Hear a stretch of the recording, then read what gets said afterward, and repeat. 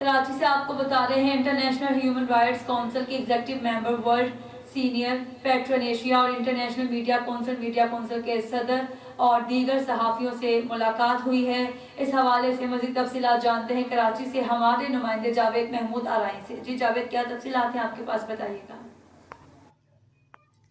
جی بالکل، international human rights council IHRC کے executive member, world senior pattern Asia اور international press media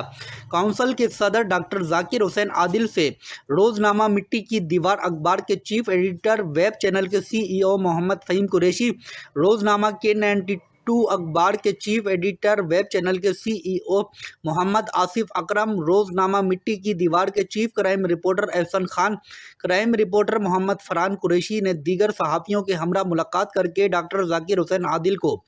پھولوں کے ہار اور اجرک پہنا کر گلدستہ پیش کیا۔ انہوں نے کہا کہ ڈاکٹر ذاکر حسین عادل ایک ایسی بین الاقوامی شخصیت ہیں جنہوں نے نہ صرف انسانی حقوق کے شعبے میں بلکہ صحافت اور شعر و ادب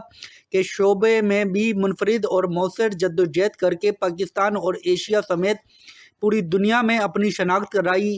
اور پاکستان کا وقار بلند کیا ہے۔ انہوں نے کہا کہ آج ڈاکٹر ذاکر حسین عادل سے ہم